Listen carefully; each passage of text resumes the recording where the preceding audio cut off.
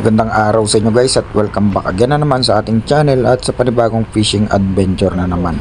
So, ayun na nga, another day, another fishing adventure na naman. Tara at samahan nyo kami sa napakalupit at napakasolid na fishing adventure namin ngayong araw. Let's go! At ang spot nga pala natin for today's video ay Candating, Arayat, Pampanga. At bago nga pala ako magumpisang mag-video ay may nahuli na nga pala ako. Dahil nadat na namin na malalim yung pag-iispatan namin kaya sinubukan muna namin kung may mahuhuli ba kami dito. At syempre ang mga kasama pa rin natin for today's video ay walang iba kundi si Batang Fisher. Baka Batang Fisher yan. At si Vipers nga pala, si Vipers lumipat banda doon nasa dulo. At sa part naman na to dahil nga malalim yung tubig dito sa spot namin kaya sinubukan kong magpain nitong dalang mais namin. At sa part naman na to after natin maihagis yung ating pamingwit ay kumuha naman tayo ng stick para gamitin natin bilang stand. At pagkatapos nga pala ng ilang minutong paghihintay ito at nakahuli tayo ng maliit na ulang. Bala ko pa nga pala sana itong pakawalan pero naalala ko ipangpapain ko na lang. At maya maya pa ay lumipat nga pala ako ng pwesto. Dala-dala pa rin natin yung nahuli natin maliit na ulang. Kaya naman agad ko na tong tinanggalan ng ulo at nilagay ko na sa akin. Hinati ko nga lang pala ito sa dalawa dahil dalawa lang naman yung hook na gamit natin. At pagkatapos ko nga palang maihagis yung ating pamingwit ay naghintay lang tayo ng ilang minuto. At maya maya pa ay may kumagat na dito.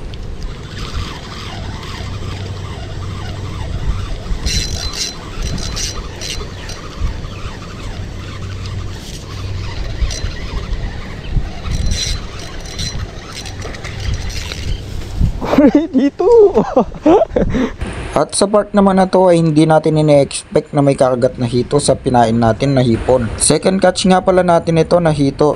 At sa part naman na to ay agad nga pala natin pinuntahan si Vipers para ipatanggal yung hito na nahuli natin. At after nga pala natin mahuli yung second catch natin ay naghintay pa tayo ng ilang oras. At pagkatapos nga ng ilang oras ng paghihintay at wala nang kumakagat dito sa spot namin kaya nagdesisyon kami na lumipat ng ibang pwesto. Gamit nga pala namin yung racing kolong-kolong. At sa part naman na to ay may nag-overtake nga pala sa amin. Boom! Iwan pati kinabukasan. Naiwan yung racing kolong-kolong natin pero pinagbigyan ko lang talaga.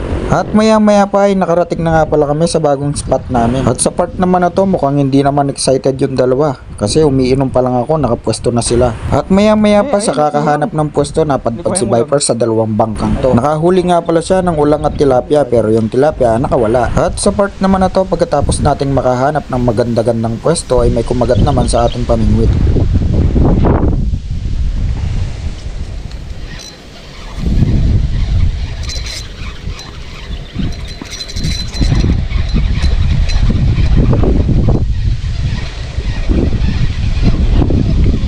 Good size.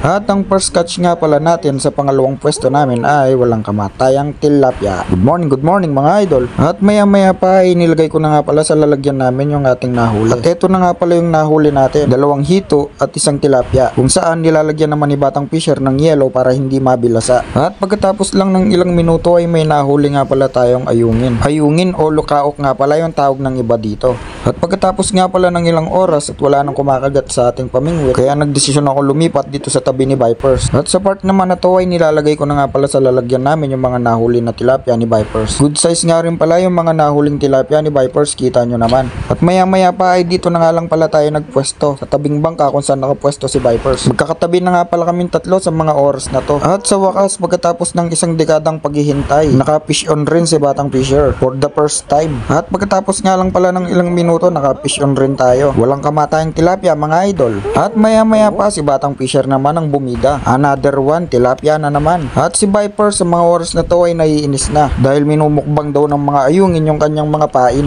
At sa part naman na to dahil oras na rin kaya nagdesisyon na kaming kumain. Itlog na maalat, chicharon at kamatis nga pala yung ulam namin. Napakasarap talaga maka-experience ng mga ganitong bagay kung saan walang katumbas na halaga yung kapalit na saya. Simpleng pamumuhay at mga kaibigang tunay lang ay sapat na. Basta marunong ka lang makontento kung ano ang meron ka. Kaya ganito kasarap mamuhay sa probinsya. Kaya kung mabibigyan ka ng pagkakataon na ma-experience yung mga ganitong bagay ay gawin mo na. At mabalik nga pala tayo sa video. Pagkatapos nga pala namin kumain, napagdesisyon na naman namin mag-frog lure ni Batang Fisher. Sa part naman na to ay naglakad-lakad nga lang pala kami ni Batang Fisher at naghanap ng maganda-gandang spot. At pagkatapos nga pala namin pumukol at humagis ng maraming beses, sa huli ay wala pa rin kaming nahuli. At dito ko na nga pala tatapusin yung nakakapagod at napaka-solid na fishing adventure namin ngayong araw.